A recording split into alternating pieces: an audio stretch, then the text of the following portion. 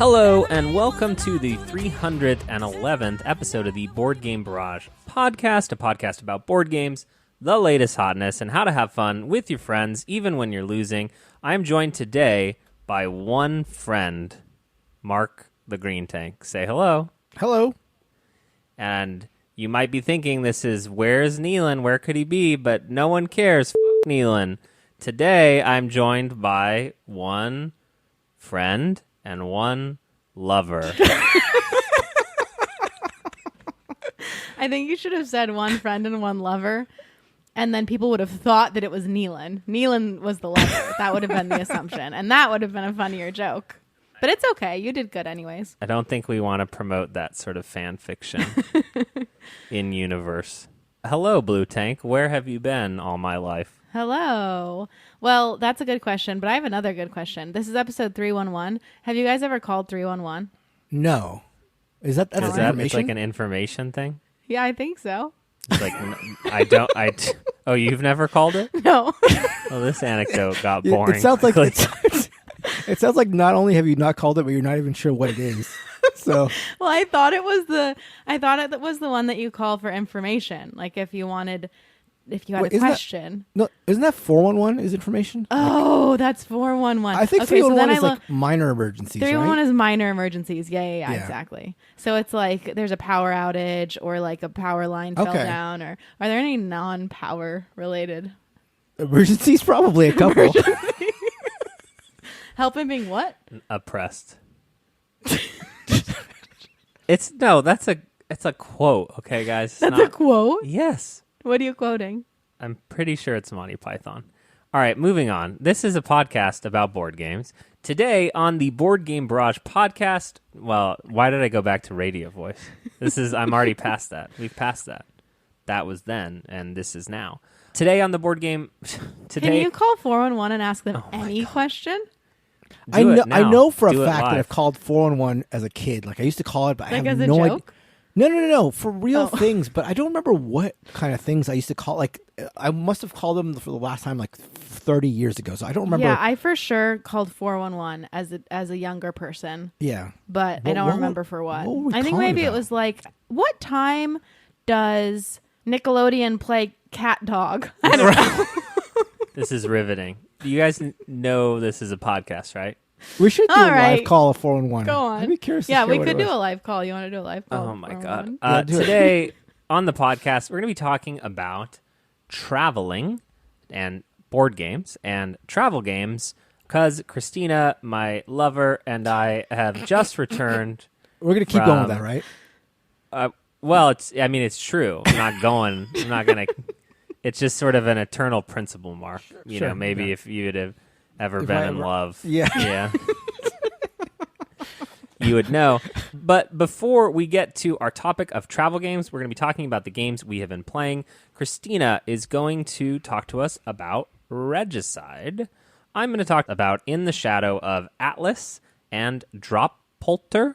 I'm sure that's a pun that I don't understand involving poltergeist.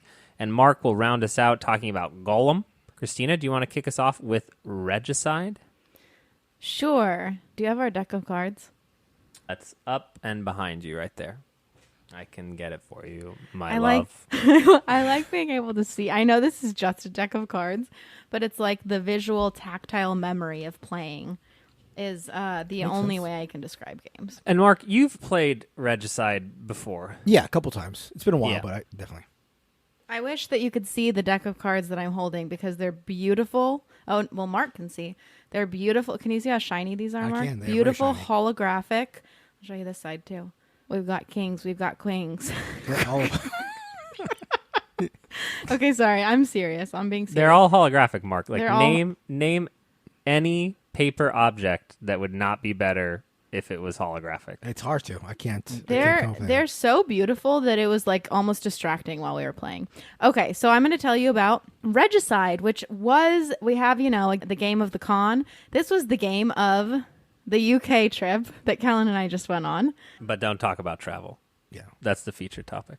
Okay, so we're Just talking about the game. Okay, yeah, that's right. so Regicide is a cooperative game that you can play with any old deck of cards. but it's better if they're holographic.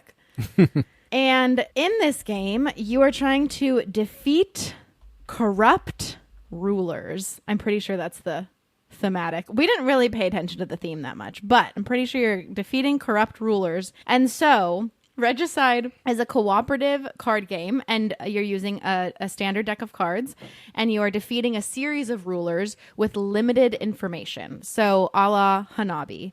So Kellen and I played this 2-player many times while we were traveling. Stop.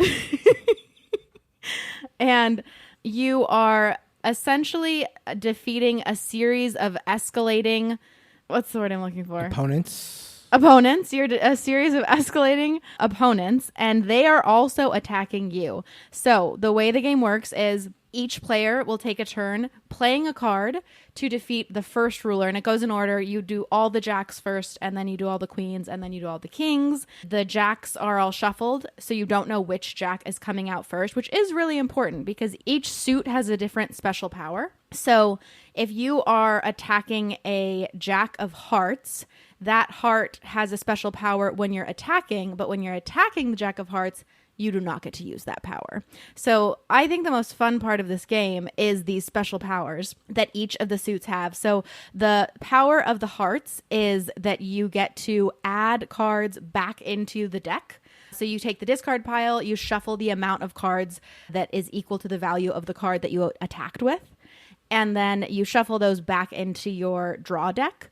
The diamonds are very important. You need the diamonds to win this game. The diamonds allow you to draw cards. So you have a very limited hand size, and you run out of cards really quickly because when the king or queen or jack attacks you, you have to discard a certain amount of cards equal to the value of their attack. So the jack, for example, does 10 attack, and so you have to somehow come up with the value of 10 by adding up one of your 3s and one of your 2s, and you come up with either at least 10, so 10 or more, and you have to discard them. So as you can imagine, you lose cards very quickly, and so the diamond allows you to refill that hand. You go back and forth with your partner or multiple I prefer partners. lover.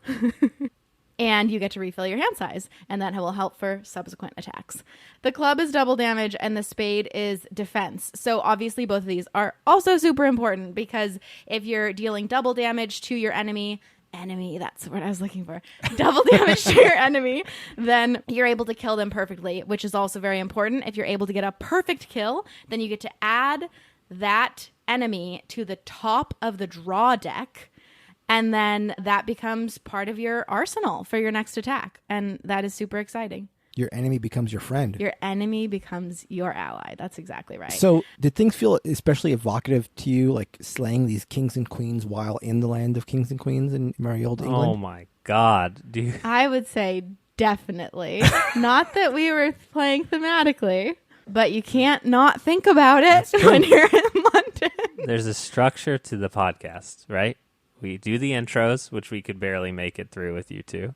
Then we do the upfronts on the games that we've played, which we can barely make it through with me. Then we get to the feature topic, right? Sorry. So, okay, we got to save that for feature topic. Okay, Yeah, okay. Where was I? I described the double damage and the perfect kills, and then the defense. The defense is the last power. So with the defense power, the amount of damage that you do, you're also doing the same amount of protection, essentially. So if you have a 10 of spades, then you not only do you deal 10 damage, but you protect both yourself and your partner or partners for the rest. Lovers. Or lover. Thank you, Mark. Or lovers for the rest of that round, which is as you're attempting to defeat the enemy. So that was a very scattered way of giving an overview of Regicide. What did Kellen think of Regicide? So this really surprised me, actually. And I think maybe it shouldn't because the sort of universal fanfare, like I feel like there was an era on the internet where you couldn't get people to shut the up about Regicide, right? Like kind of right now we're in the ARCs era, you know? And maybe there was never a full Regicide era, but I felt really close to it. And I know our friends at So Very Wrong About Games are super hot on it, or have always been, or appeared to be. I really loved the difficulty. because we like got screwed. We didn't even make it out of the jacks. So the nature of it is your jacks and queens and kings, and like we couldn't even We get out didn't of the make it jacks. out of the jacks for like 5 games. Well, let's not reveal that. We're pretty good at board games. But once we made it out of the jacks, we were kind of like getting our bearings. Once we made it out of the jacks, then we accelerated very quickly because we figured out how to communicate as lovers. No, we figured out a little bit more of the strategies and like what we needed in order to, like what order we needed to do things was super important. And what you needed to save in your hand was super important. And it took a few games to figure that out. Talk me through your journey of getting better at Regicide as you travel the countryside. Exactly, Mark. Exactly. Kellen, I don't understand. I think, okay, deliberate obstinance? it's impossible. This is like a toddler. It's impossible to talk about this without talking about our adventures because it's true. It was a travel game. It was That's a what you're travel saying. game. We just say, convention, it's time to talk about travel games We right actually now. gotta do it. Throw That's down right. right now. Topic is Look, starting. Featured topic. Exactly. Boom. While Nealon is away, the mice will play. Or the Okay. lovers will play, I guess. All right, here we go. Today's featured topic is about travel games and what it's like to travel with board games. Christina, what do you think about this topic? I love this topic because we had a lot of fun with Regicide. This was basically the game we pulled out, or, we pulled out a deck of cards and the app, which was super, super helpful, which I think Kellen was about to talk about because he has the app open right now. Were you about to talk about it? Yeah, I think the app is like mission critical Yeah. for Yeah, the game. you I probably wasn't even couldn't deal with familiar that. with the app for it. What does the app do? Oh, you aren't. So the app, I mean, I don't know that it's like super mission critical. So Yeah. it shows you If you're good at math. It shows you the character that you're fighting. Yeah. And then you pick the card and the type, and then it shows you how much damage it does, and then how much, it's going to do back to you. Right. So basically, it's keeping track of how much health an enemy has is Okay. like primarily what it does. But it does help because you don't have to add up, especially as you get to the kings. You don't have to add up, have we made it to 40 or whatever. It that also total helped is. with some rules situations because we would do something like, oh, the app told us that the rule we thought we were playing with is wrong. I will say that, and this is, Kellen opening himself up, showing his vulnerable side. I can't wait to That- strike. Yeah, that like there was something pulling out a deck of cards, albeit holographic cards, felt kind of normal. You know what I mean? We're in London, we're hanging out, we're at a coffee shop or we're at the hotel area. You having coffee? Aren't you supposed to have tea? Okay, let's be clear here. London is shit at coffee. Well, These it's- people- to Mark's point, it's about the tea. These people do not understand. Like These people, they make up like one of the biggest segments of our listeners. First of all, Okay. There are good third wave coffee shops in London, but you have to find them on like Reddit and specialty. Like you can't go on Google Maps and like trust a 4.8 out of 5 because these Londoners only drink tea or something. They'll drink anything. That's what we Christina learned. could confirm. I'm mean, but you confirm? Listen, yes, LA has much better coffee, and in the sense that in LA you can know when you're walking into most coffee shops that the coffee will be at the very least it'll be decent, it'll be good. yeah. That was not the case in London. Okay. When we just like stumbled into coffee shops, or even like Kellen said, found something like, oh, people on Google seem to like this. It was like, I mean, it's fine. It was fine, So back to my revelation, and we're now in a bonus episode here. We're not even on the feature topic. Playing with a deck of cards felt normal. Like the idea of like busting out, something else feels a little awkward to me. Do you feel that way at all, Mark? Like you could just pull out Biblios, the world's Biblios best is pretty normal. travel. No, it's not. No, Yeah. I see what Kellen's saying. There's something different about pulling out a game like Biblis. Even like a game like Arboretum. I guess with Arboretum it's a little bit less than Biblios because you've got the dice with Biblios. But no, I can feel that inclination. I usually don't care. I'm usually fine with it. But there is a little bit of that. Like, am I going to stick out like, for lack of a better term, like the nerd at the bar arranging the dice in a certain way or whatever, or having his meeples on the counter? Yeah, I get that. I usually don't care about it, but yeah, I can see that for sure. Are there any travel board games that are go-tos for you? So I was thinking about that.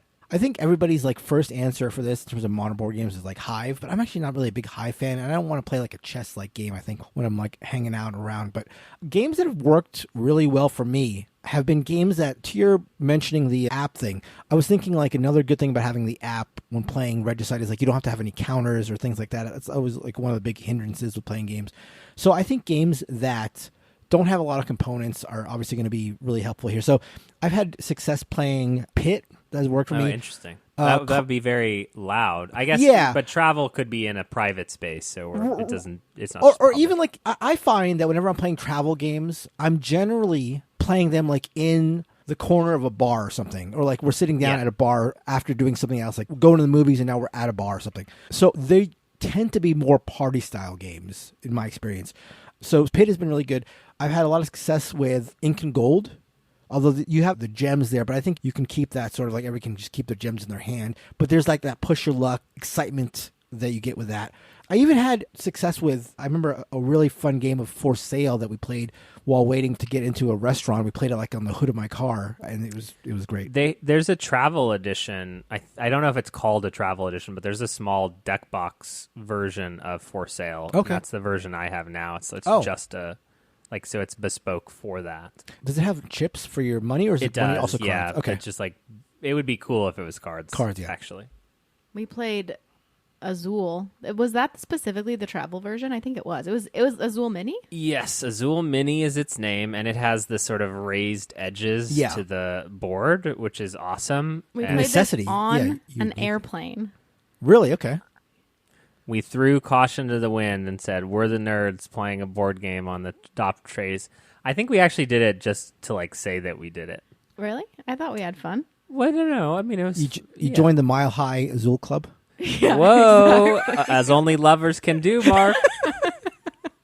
How do like the factory tiles work with Azul on a plane? Like, like where you put the actual tiles in as you're like drawing them? Are those cumbersome, or there aren't like inlet places for the tiles? Those are inlet, but then they just sit on top of them. So like they're sealed in place, so to speak, like the tops, and then the tiles just go on top of them, if I recall correctly. But it also like all comes in a bag. Yeah. Instead of a box. Oh, right. Yeah, the cloth bag, right. And I've just recently culled Azul Mini because I'm like, I don't need Azul and Azul Mini. I was thinking that the like raised edges would make me want to keep it over the base game, but like the tiles just aren't nearly as exciting. Oh, how so? Well, they're just smaller. Oh, okay. They're still clickety-clackety? Yeah. I mean, I can't speak to like relative clackiness. I didn't, do a direct comparison. Sure. Have you ever played a travel game that was anywhere like components heavy? Anything like that? Or with like a board even? I can't think of many times I broke out a game that had a board while traveling. That's obviously one of the big hindrances. Yeah. I remember as a kid, I had a travel chess set that was magnetic. I know they have the ones that are like peg boards, but mine was like, this is like my grandma took my sister to the Olympics when she was 10. Okay. And she bought me like a $5 magnetic chess set from the equivalent of wish.com that wasn't a real website at the time. So that's how much my grandma loved me. But, they have those bespoke travel editions. I had a travel edition of Scrabble at one point that was actually cool because it was a folded, like the DVD cases? Yeah. And it has a zipper. So the board would actually fold out from that, and then it would have the raised edges. Like, I don't think I ever played it in a moving car. I don't know. It would be really challenging to play.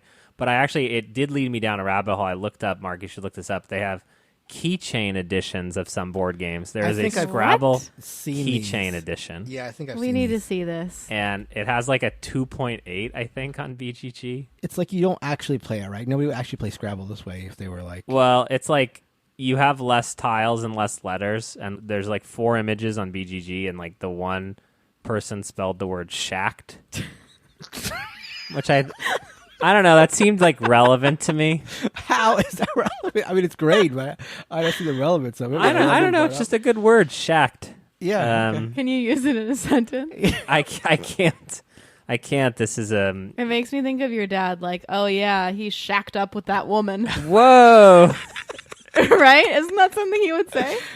I listen. Is it wrong? Sometimes he listens to this show, so I don't know that he's gonna like this slander that you're. No, it's not slander. It's just something that he says. I don't know. I don't think anyone wants to be the man who uses the word shacked.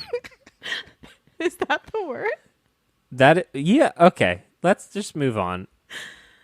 What about Mark the wallet? Because Button Shy makes all of their wallet games, which we've reviewed and have some, and then there's even that company that makes. I mean, Oink games are super small, but I've never considered them travel games. Yeah, and then they even go smaller with Pack-a games. Yeah, so Pack-a games. The four Pack-a games. We have done a lot of travel with Pack-a games.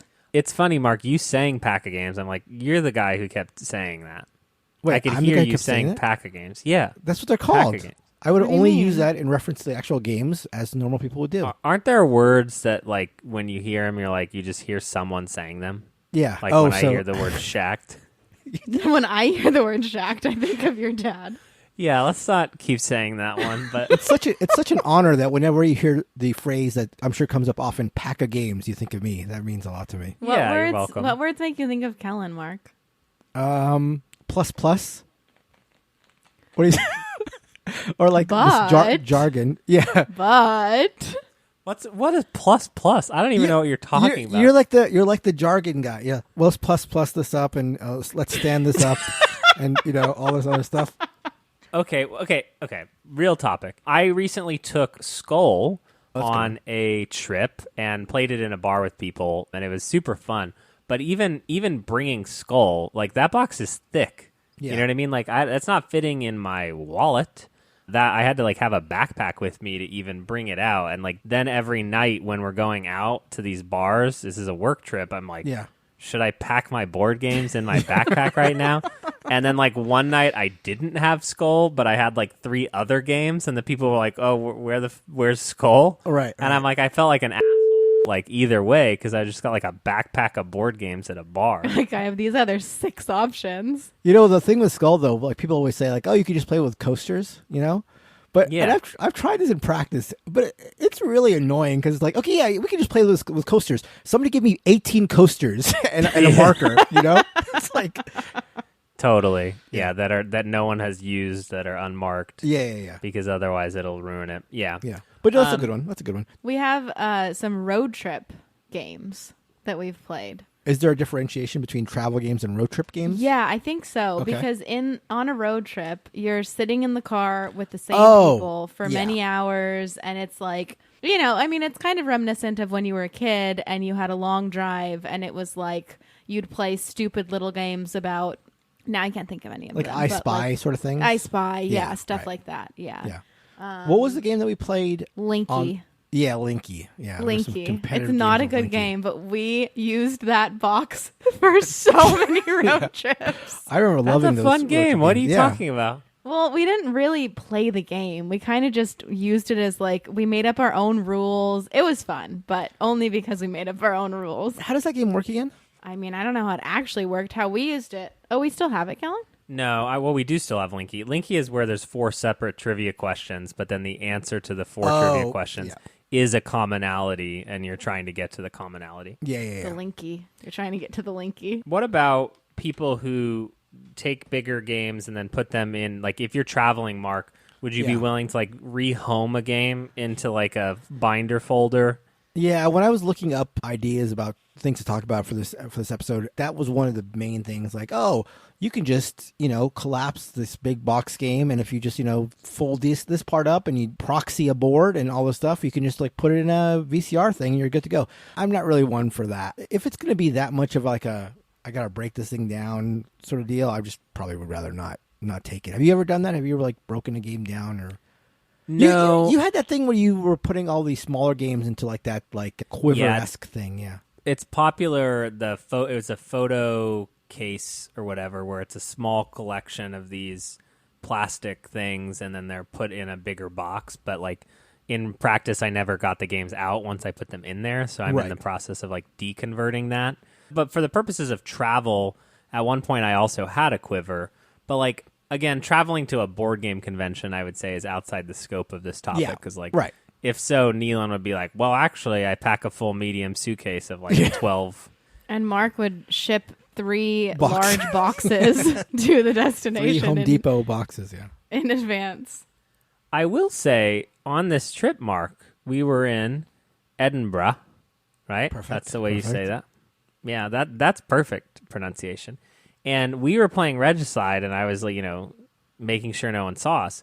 And this German family is over in the corner, and they were playing Pickomino, Reiner Knizia. Okay. Like, I think it's in the Hex, whatever. There's a name. Anyway, like a true Reiner Knizia game. And there was another couple that was enamored. That was badgering them. Enamored. The couple was from Texas. And wow. they just kept asking all these, like, oh, I didn't know that there were that many board games in the world. Like that kind of thing. Okay. The only thing that surpassed Kellen's Scotsman accent is your Texas accent.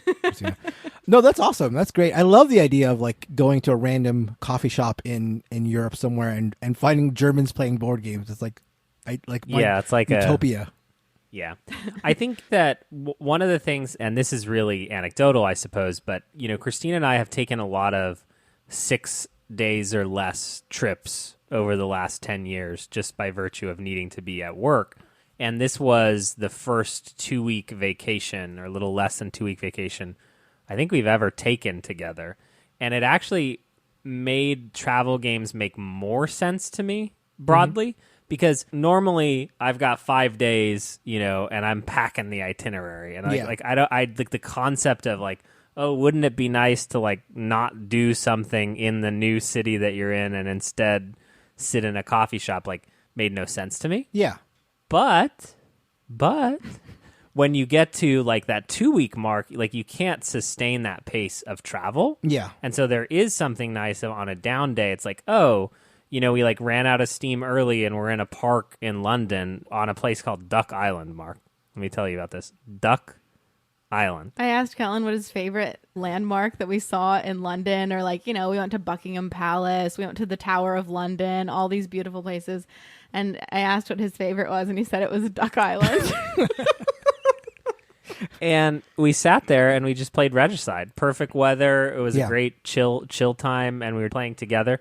I was surprised because I've often just sort of like poo-pooed, like, okay, this is a positive anecdote, so let me twist it dark.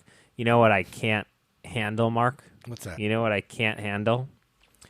Okay, we'll do it live right now because I know it'll come out. We went to a place on this trip in Scotland called the Isle of Skye. Okay, I think I know where you're going on this. No, ask what comes to mind, Mark. You want me to ask you what comes to mind? Yeah, when someone says they went to the Isle of Skye. What comes to mind when somebody says they went to the Isle of Skye? I've been asked like 4 times already. Oh, of course. At a board game night. Yes. Have you played Isle of Skye to Isle of Skye? Right? That's the thing. And I'm like, who thinks this is like literally like the most beautiful place we've ever been? And it's like, did you happen to pack your Eurogame Isle of Skye? And the only people doing this are board game influencers who are taking pictures of like, look, it's Carcassonne. I'm in Bruges. Carcassonne. I play Bruges in Bruges, yeah.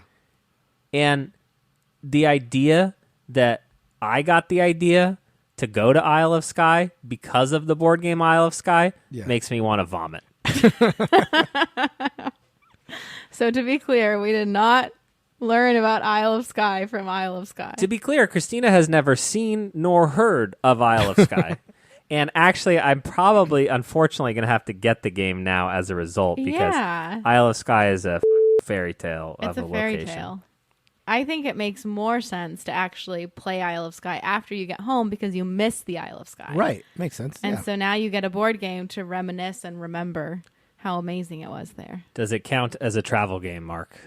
I was actually going to expound on that. I said earlier that I wouldn't really ever bring a game with a board if I was going out, but then I remember there was a time where when I was playing soccer in LA that after games we would go to the local coffee shop and I would bring full-fledged board games and play them. I know you, when you were in New York, Callan, you wasn't like your first game of Age of Steam in a bar or something like that? You had some situation where Yeah, it was called Naik. I think it's still running, actually. It's just a Monday night in a bar, heavy board game night, and it's just people putting games in their bags and hawking them all over New York City. Yeah, so I don't know if that's inside the scope of like the travel games that we were talking about, but how do you feel about those situations? Would you ever organize a game outing with friends at a bar and bring like a full-fledged board game, or is that not the sort of place? I have a friend who's trying to get us to do lovers wine night and bring board games. To be clear, Lovers Christina and I are the lovers, and then he has his own lover. Yeah, I was going to say, this is news to me that we're doing lovers wine night with board games. I'm just keeping it in fiction, okay? Just stick with me.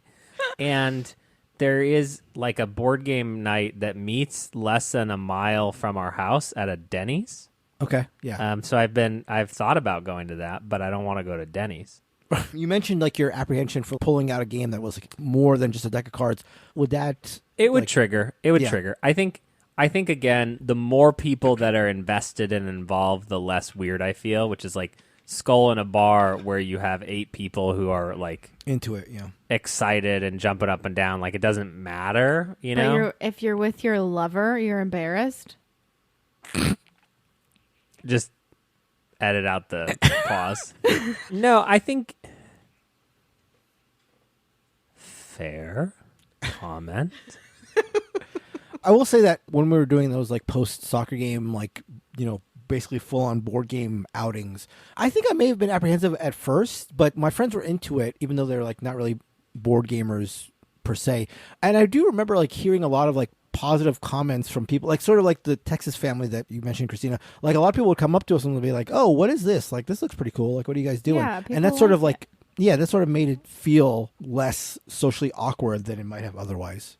No, I think that's fair. I think it's only nerdy in my mind. And I we've talked about this going all the way back to starting the podcast on Mr. Callan Allen. Right.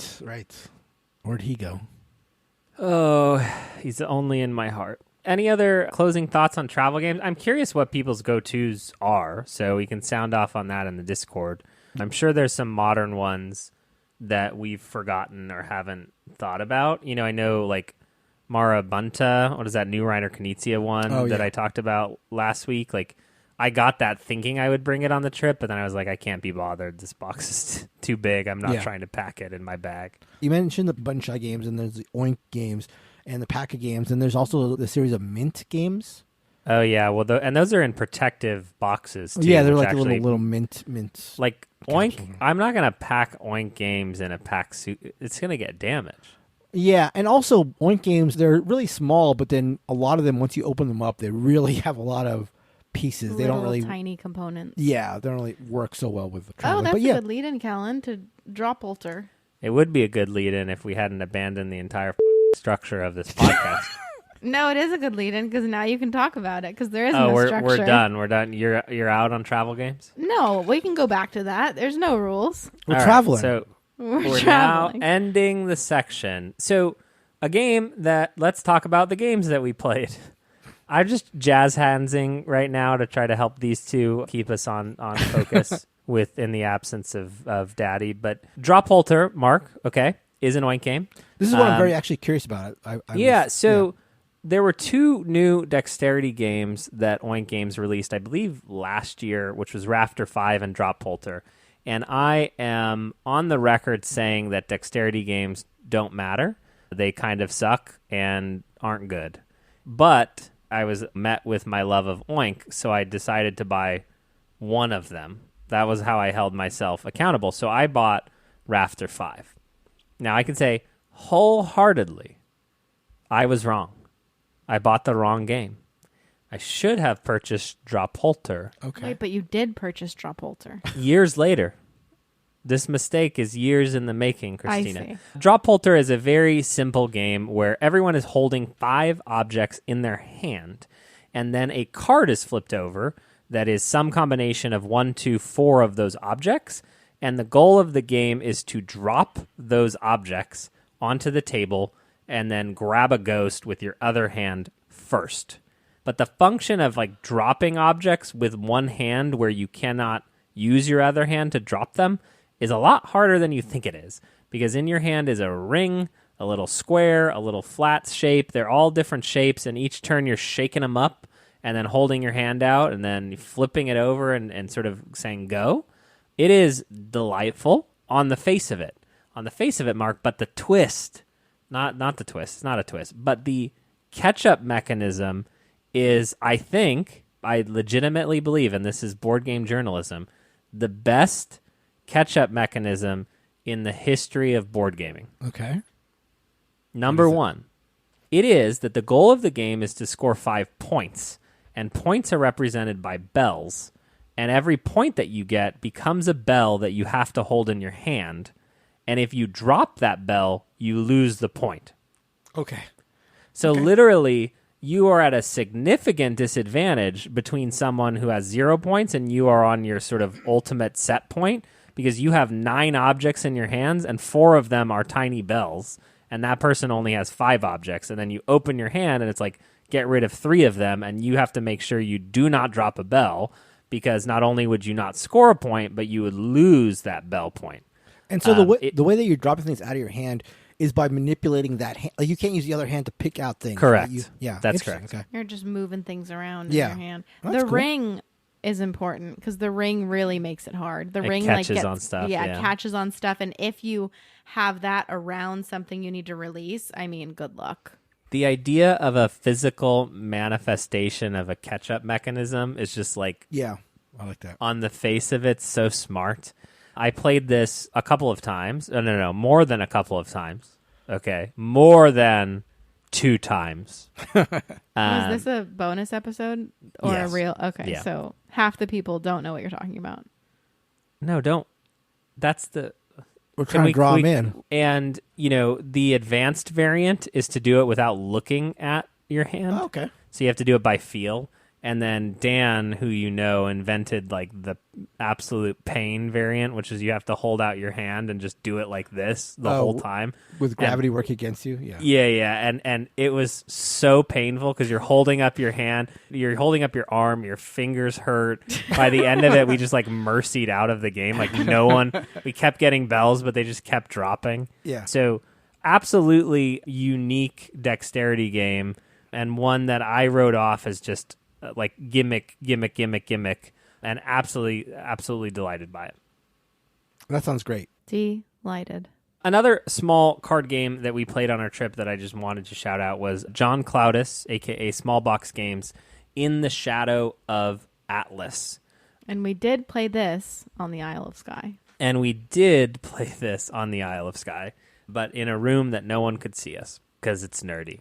Well, we were next to really big windows overlooking the beautiful Isle of Skye. I think it was a lock of some kind. But yeah, we were overlooking. So this has a lot of the same design space that Cloudis is known for. It's a single deck of cards. It's a dueler. It has beautiful art. I think this is the best Cloudis game that I have played in like a couple of years, at least. And the reason that I say that is it's very procedural, like all of his games are, but it's intuitive.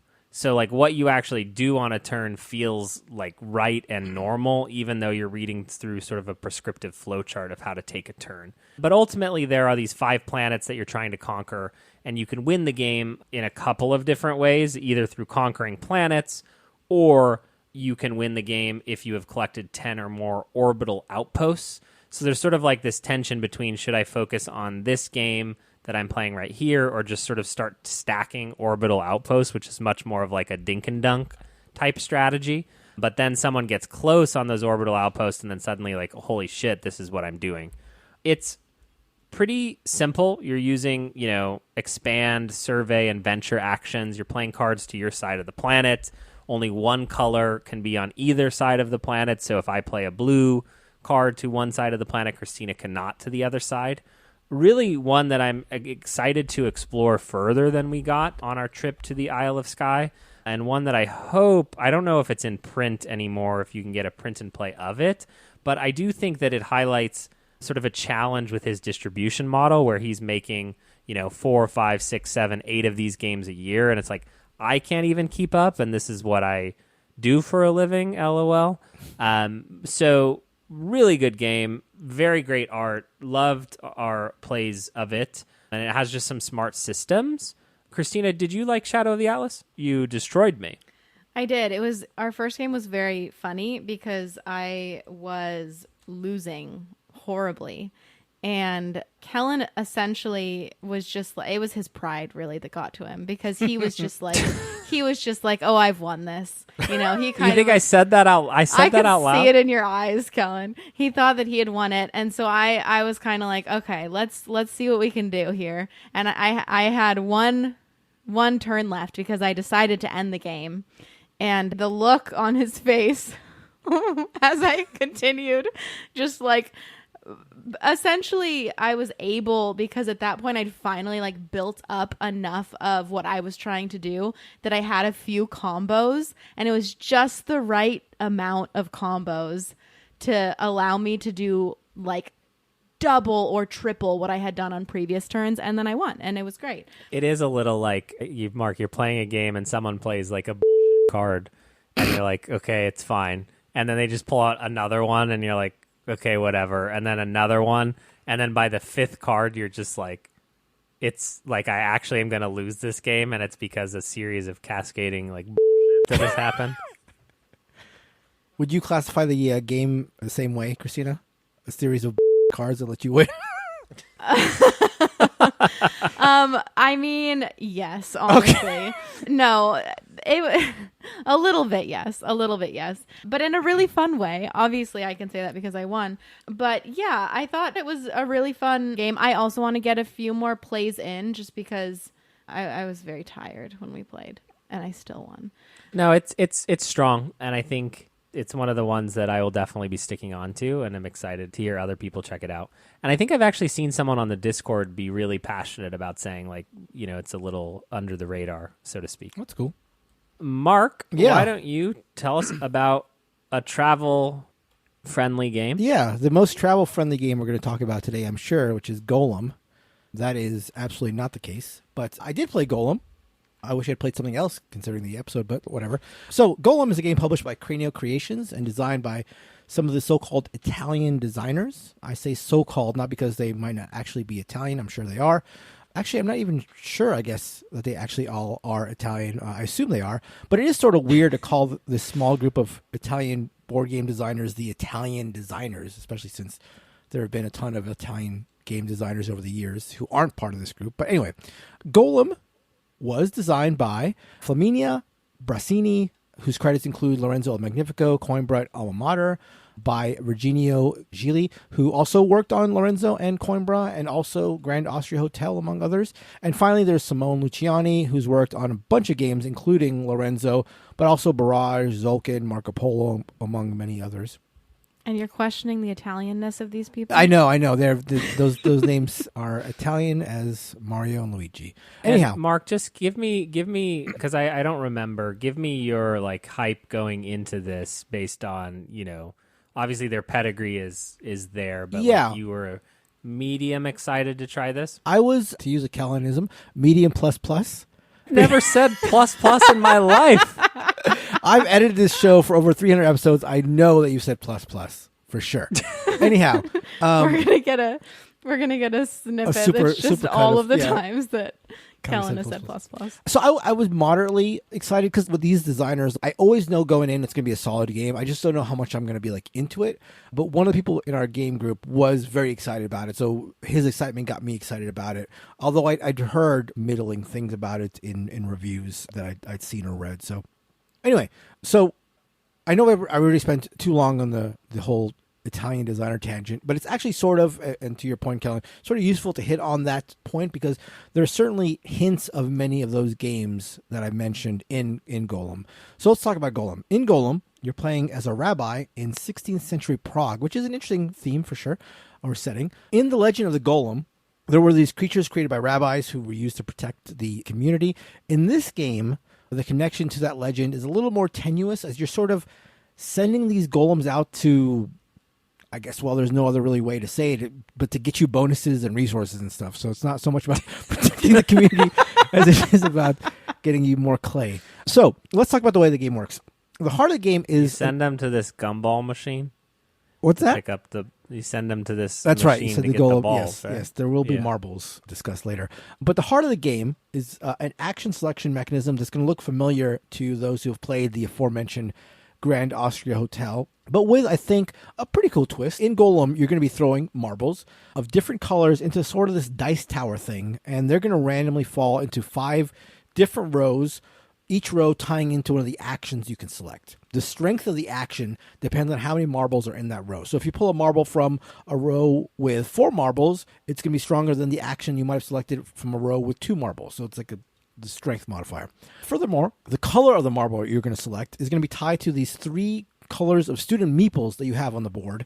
There are a couple of things that the student meeples do, but one of their chief abilities is giving you income. For each of the 3 students, the farther up the track they are by, again, picking up their associated color of marble, the more income you're going to get at the start of every round. The actual actions that you're selecting, these 5 rows of actions, are relatively simple to explain. The first row allows you to pay to activate some number of, again, the aforementioned golem meeples you have on the board. These golems are sort of on the same tracks alongside the student meeples on the 3 different tracks. So you're going to select a number of golems, pay an amount based on how many you selected, 2 golems, 3 golems, however, and then you get a discount based on the number of marbles that were associated with the action. So again, the more marbles, the bigger discount you get. So that's one thing you can do, activate your golems to get bonuses. The second, third, and fourth actions are fairly similar. So again, we're 4/5 of the way through the actions now. They give you a number of specific resources. So there's 3 main resources, which are coins, clay, or knowledge. And then you get a number of those resources based on the number of marbles that you take out. So you take out 1 of 4 marbles from the clay section, you get 4 clay or whatever. The coin track, in addition to giving you coins, allows you to pay for boosting your income round to round. The clay track lets you, again, get clay, but then use it to build golems that are going to be, again, moving up these tracks to get you stuff. Also, they can give you passive abilities. And then the knowledge track allows you to spend that knowledge to buy these book cards that work as sort of like an engine building mechanism that gets you, more and more powerful resources, more and more resources, the more cards you buy. So it's like a little engine builder sort of stuff in this game. Finally, the 5th action, as you had with Grand Austria Hotel, is a mirroring action that allows you to copy any of the other actions. So only 5 actions, and 3 of them are very closely related, and one of them is a mirroring action. Have you talked about build a golem action? Yeah, that's the clay thing. So you get some clay, and then you can build a golem, and then send it on its way. Doesn't look, Mark, the build a golem, like you can't even see the golem because there's so many icons on every part of the golem. Yeah. Like ARM has 3 icons. There's more icons than art. There are a lot of icons on both your personal board and on the board itself. The board has a ton of icons. It looks like sure. a parody of a board game board. That's funny. Yeah, I hadn't thought about that, but yeah, it certainly could be, especially when it comes to the setup and stuff, which I'll be talking about later. But so you're going to be selecting 2 of these marbles per round as like the main thrust of what you're doing round to round. And you're also going to be taking what's called a rabbi action. So you're going to have 3 actions per round. 2 involve pulling marbles and doing the associated thing, and then 1 is the rabbi action. The rabbi action is basically a worker placement mechanism where every round you're going to put your little rabbi meeple on one of these worker placement spots that are refreshed every round. So every round there are brand new worker placement slots, and they're pretty powerful. They give you generally big bonuses, but they're sort of first come, first serve. So it's a thing you have to decide, am I going to place my rabbi because I really want this bonus, or am I going to do something else?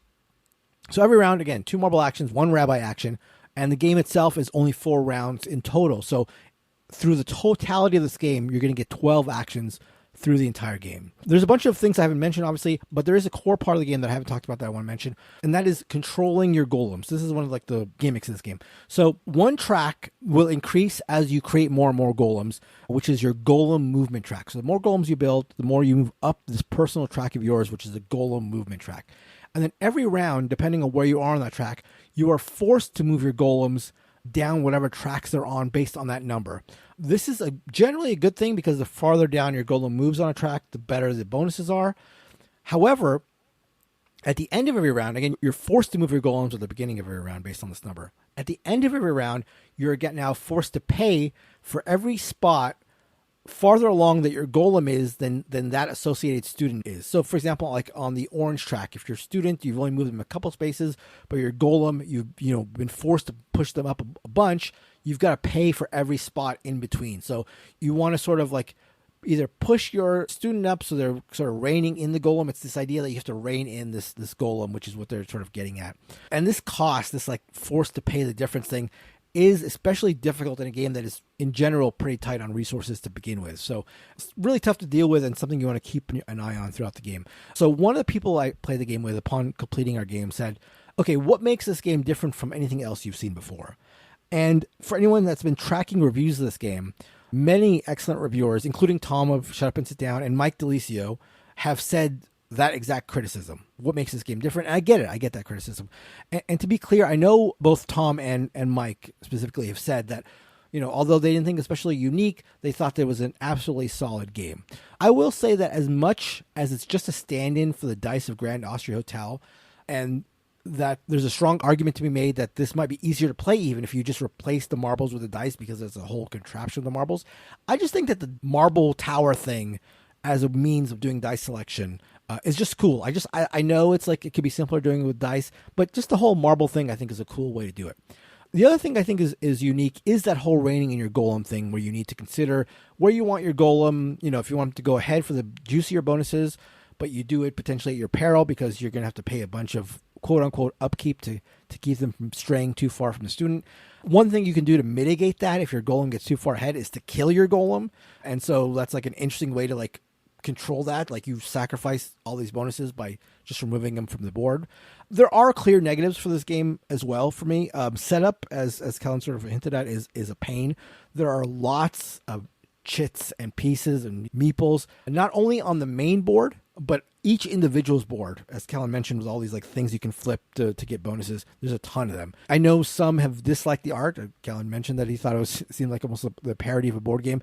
I think the art is fine, but the colors of the art on the board and the marbles and the associated tracks, I didn't think they really matched super well. So there was often where like I would pick up a marble and had to figure out which of the students moved based on that because the color wasn't especially clear. So that's a little bit of an annoying thing. There is a little bit of passive interaction in taking a marble that somebody else wanted or, taking a rabbi worker placement spot somebody else wanted.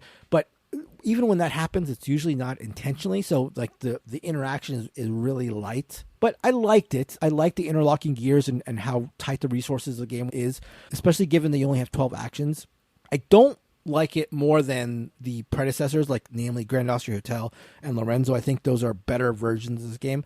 But for a brain burnery Euro, I think you could do way worse. I saw it compared to like Streamline Lacerda, and I think that's actually a pretty good comparison. Like really brain burnery, you only take one action. A lot of Lacerda games is like take one little action, but all these things cascade, and that's sort of like what you get here, but just done much more streamlined and simpler, I think. So I think that is an audience. I think that like Lacerda Light sort of thing is an audience, and yeah, I think it's decent. So that's Golem. I think it's medium plus. I would say this is. I don't know if I give it a second plus, but I give it a plus. I'd say this is like a 7 plus. So your anticipation was medium plus, right? And your review is medium plus. Medium plus, yeah, exactly. Okay, and all our listeners know exactly what I mean by that.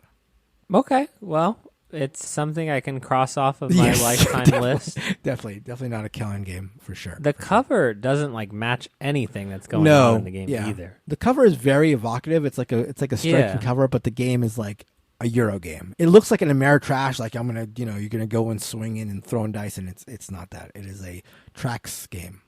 I guess my last and only question, so that we can stop talking about Golem, is that central mechanism or differentiator about like it doesn't sound fun to me being like, oh, the Golem's too far, so I got to get my student. It sounds like a constraint versus more than like this is fun. Yeah, that's the thing. Like I think it's interesting, and I think to sort of answer what Tom and Mike mentioned, like I think it does differentiate it from other games, but as you pointed out, it's like a thing where it's different, but it's like it's different in a way that is there to like make it more difficult for you. And I totally get how that's like that would be a negative to a lot of people. I found it like an interesting constraint, but it doesn't make the game more open or fun or wild at all, for sure.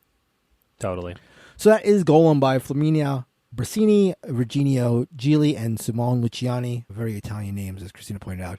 Published by Cranio Creations. Well, this would be the part of the episode where I transition us gracefully with the perfect segue to the featured topic, but... We could just do the whole thing again. Oh, yeah? Are you going to re-record featured it? Topic. Let's do it. Who's Take going to two. play the Kellen character? Why? Because you're going to bed? I don't know. I can play just the 'cause Callan character. Oh, we're I all want- switching characters? Yeah, exactly. Oh, do the that's Callan pretty character. Fun. All right, Okay, I'll be let's- your lover. Okay, perfect. My dream come true. All right, ready?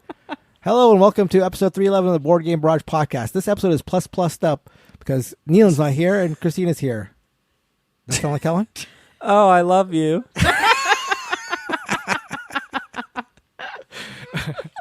Perfect. And that is going to do it for this episode of the Board Game Barrage podcast. Thank you so much for listening. You can find us on all forms of social media. Reach out with some of your favorite travel games at boardgamebarrage.com/discord or email us at boardgamebarrage@gmail.com. Thank you so much for listening to the show. Neelan, we hope you come home. Thank you and good night. Bye. Peace.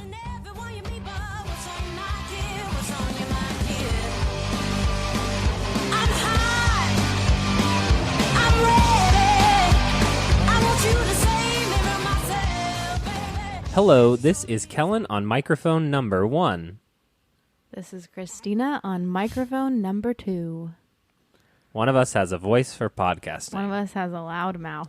The club is double damage and the spade is... This What? is a spade. Oh, okay. But you're... Oh my Christina. God. I'm sorry. This is why I'm not on the podcast.